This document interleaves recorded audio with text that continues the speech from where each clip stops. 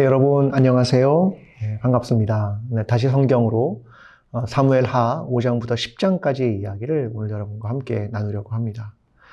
모든 관계는 쌍방간에 이루어지는 것 같습니다. 사람 간의 관계뿐만 아니라 또 하나님과 우리 사이의 관계도 다 쌍방으로 이루어지는 것 같습니다. 하나님께서 우리에게 베푸시는 은혜가 있고 우리의 응답이 있는 것처럼 말입니다. 오늘 그런 이야기들을 다윗을 통해서 한번 해보고 싶습니다. 먼저 사무엘하 5장의 이야기는 이제 드디어 다윗이 이스라엘 전체 모든 지파의 왕이 됩니다. 이스라엘의 나머지 지파의 사람들이 다윗에게로 올라와서 기름을 붓습니다. 우리의 왕이 되어달라 이렇게 요청을 합니다. 이스라엘 전체의 목자가 되어달라는 그런 요청입니다. 이를 통해서 유다 지파만을 다스렸던 다윗이 이제 이스라엘 전체의 목자가 되고 왕이 됩니다. 다윗이 헤브론에서 유다를 다스린 것이 7년 6개월, 그리고 이스라엘 전체를 다스린 건 33년입니다. 총 40년간 다윗이 왕으로 통치했다. 이렇게 보시는 게 좋을 것 같습니다. 이때가 다윗의 나이 30세입니다. 대단히 젊은 나이에 이스라엘 전체의 왕이 되었습니다. 다윗이 먼저 생각한 건 수도를 삼는 일이었습니다. 어느 지역에도 속하지 않았던 한 장소를 택하게 되죠. 그곳은 여부스 민족이 가지고 있는 땅이었는데 난공불락과 같이 대단히 높은 곳에 있어서 다른 곳들이 그곳을 공격하는 것이 쉽지 않았던 바로 그곳입니다. 그곳을 점령하게 되고 거기를 다윗성이라고 부릅니다. 거기가 어디냐면 예루살렘입니다. 이렇게 다윗은 왕이 된 이후에 수도를 결정하는 일을 경험하면서 하나님께서 점점 그를 강하게 하셨더라. 이렇게 기록하고 있습니다. 이제 다윗이 블레셋과의 전쟁을 하는데요. 사실 다윗이 예전에 숨을 때 블레셋에 가서 숨은 적이 있었습니다. 관계가 사실은 좋았죠. 그런데 다윗이 점점 강하여지면서 나라를 어느 정도 정리해 가기 시작하니까 블레셋이 이것을 가만히 두고 볼 리가 없었습니다. 그래서 공격을 해오게 되는 거죠. 다윗은 하나님께 묻습니다. 하나님 어떻게 하면 좋습니까? 하나님은 그곳을 공격하고 치라고 말씀하십니다. 그곳의 이름이 어디냐면 바알브라심입니다. 여호와께서 물을 흩음같이 그들을 흩으셨다. 네, 이런 뜻으로 결국 블레셋과의 전쟁에서 승리를 거두게 됩니다. 이제 사무엘하 6장으로 넘어갑니다. 근데 다윗이 그 다음으로 하고 싶은 일이 있었습니다. 그게 뭐냐면 여호와의 언약궤를 가지고 오는 겁니다. 어디로요? 예루살렘으로 가지고 오는 것이었습니다. 여호와의 언약궤가 블레셋에 뺏겼다가 현재는 아비나답의 집에 있었죠.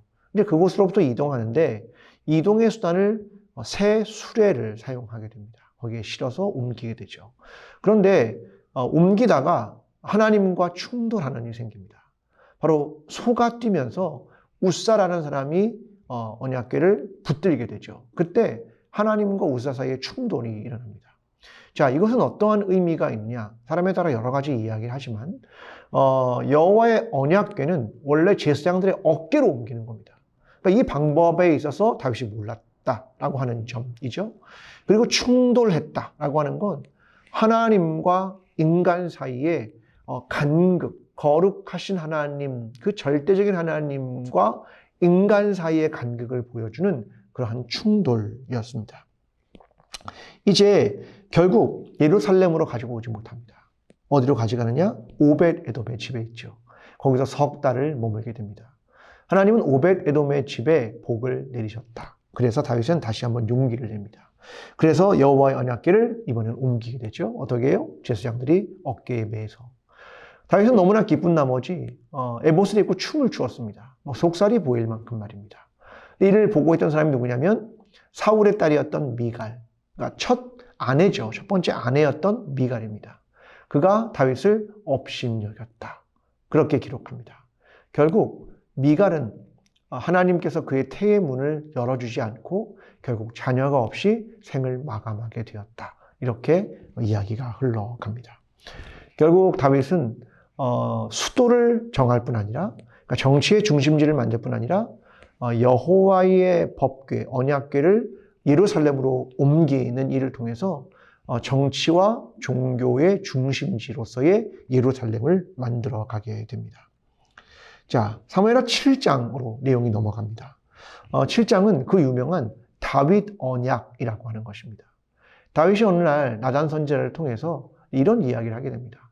나는 백향목국에 머물고 있습니다. 그런데 하나님은 여전히 성막, 텐트에 계십니다. 난 이게 너무 불편합니다. 그 이야기를 하게 됩니다. 이제 그날 밤에 하나님께서 나단을 통해서 이야기를 하시죠. 나는 사실 그걸 원하지 않는다라고 말씀하시면서 그에게 언약의 내용을 말씀해 주십니다. 너를 왕으로 삼고 너와 동행하고 너의 원수를 물리치고 너의 이름을 유명하게 하며 백성이 고통을 당하지 않게 하며 원수로부터 침략을 당하지 않고 너에게 왕조를 주고 조상에게로 다시 묻힐 것이고 너의 후손도 그리고 그의 나라는 영원할 것이다. 하나님은 다윗에게 엄청난 약속을 주십니다. 사실 다윗이 대단한 사람도 아니고 그는 한 목동이었죠. 그는 원래 후보군에도 오르지 못했던 사람인데 하나님이 이 다윗을 통하여 그의 후손과 영원한 나라를 약속하고 있는 부분이 바로 다윗의 언약입니다. 다윗이 하나님께 나와 감사기도와 찬양의 기도를 올렸다라고 하는 것입니다. 자, 이제 사무엘하 8장으로 갑니다. 다윗이 이제 본격적인 일들을 시작합니다. 그는 블레셋, 모압, 소바왕, 아람, 하마당, 에돔 등 계속하여 전쟁을 하게 됩니다. 그러면서 영토들을 얻게 되고요. 또 얻는 것들이 굉장히 많이 생기게 됩니다. 자, 여기 전체를 이끌고 가는 말은 6절과 14절에 보면 이렇게 말합니다. 다윗이 어디로 가든지 여호와께서 이기게 하시니라. 이 말씀이었습니다. 그가 어디로 가든지 여호와께서 이기게 하셨다. 승리를 주셨다. 이것을 설명하고 있는 겁니다. 승리는 결국 하나님으로부터 오는 것이다. 이것을 보여주는 내용들입니다. 그러면서 잊지 말아야 될 것은 15절에 하나 등장하는데요. 다윗이 온 이스라엘을 다스려 다윗이 모든 백성에게 정의와 공의를 행할세. 그러니까 그는 하나님으로부터 언약을 받고 감사와 찬양의 기도를 올릴 뿐 아니라 또 하나는 그의 행함은 정의와 공의였다. 그러니까 하나님이 원하시는 방식의 통치를 해나갔다. 이것이 그가 승리할 수 있었던 또 하나의 이유는 아니었을까라고 생각해 보게 되는 것입니다. 자, 이제 사무엘하 9장으로 갑니다. 다윗이 하나 생각한 게 있었습니다. 그와 함께 우정을 나누었던 요나단입니다. 그 요나단에게 서로 그때 약속할 때 우리의 아들, 우리의 후손, 그들에 대한 요청을 사실 요나단이 했었죠. 이걸 다윗이 기억합니다. 그래서 요나단의 아들이었던 무미보셋을 이제 찾아내게 됩니다. 그는 다리를 저는 신체 장애를 가지고 있었죠. 다윗은 늘 그의 아들들과 함께 식탁에서 식사를 했는데 이 무미보셋을 그 식탁에 앉아서 함께 식사하는 자기의 아들처럼 여기게 되었다라고 이야기합니다. 이때 중요한 말은 3절과 7절에 등장하는 은총이라는 말입니다. 히브리어로 말하면 헤세드입니다. 하나님의 사랑, 은총, 자비 이런 걸 표현할 때 쓰는 말이 헤세드라고 하는 말입니다. 이게 굉장히 하나님에게 중요한 이야기거든요. 하나님께서 다윗이 행하고 있는 헤세드를 보셨다. 그러니까 다윗은 앞에 얘기했지만 정의와 공의 그리고 헤세드, 사랑, 은총 이것을 행하는 사람이었다. 이것을 보여주고 있는 내용입니다. 사무엘하 10장으로 가면 다윗이 이제 암몬과의 전쟁을 시작하는데요. 암몬의 왕이 죽자 다윗이 조문객을 보냅니다. 그런데 암몬에서 그 조문객들을 이상한 눈으로 바라봅니다. 너희가 우리를 정탐하러 온 것이 아니냐? 그래서 그들의 수염의 절반을 깎고 그리고 궁둥볼기까지 잘라서 그렇게 그들을 돌려보냅니다. 결국 이것 때문에 전쟁이 벌어지고요. 암몬은 다른 그 외국에 있는 그 군대들을 사서 이 전쟁을 하지만 결국 이스라엘이 승리를 하게 됩니다. 요압과 아비새 그들이 서로 일부씩의 사람들을 맡아서 함께 일하게 되죠. 결국 승리를 하게 됩니다. 그때 이렇게 말합니다. 너는 담대하라. 우리가 우리 백성과 우리 하나님의 성읍을 위하여 담대히 하자. 그리고 이 전쟁을 하게 됩니다.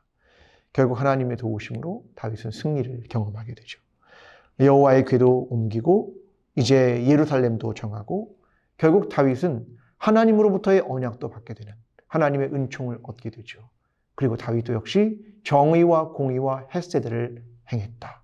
결국 하나님과 다윗의 쌍방간에 어떠한 자신의 삶에 대한 헌신과 노력과 하나님이 원하시는 삶을 살아냈는가. 그 관계가 결국 다윗을 다윗되게 했다. 이것을 보여주는 것이 오늘 본문의 이야기입니다. 오늘 저와 여러분이 하나님의 은총을 경험한 사람답게 하나님 앞에서 하나님의 정의와 공의와 헤세드를 지키며 살아가는 저와 여러분이 되기를 기도합니다. 여러분 한 주 동안도 하나님의 말씀을 우리의 삶에서 실천하며 살아가는 저와 여러분이 되기를 바랍니다. 감사합니다.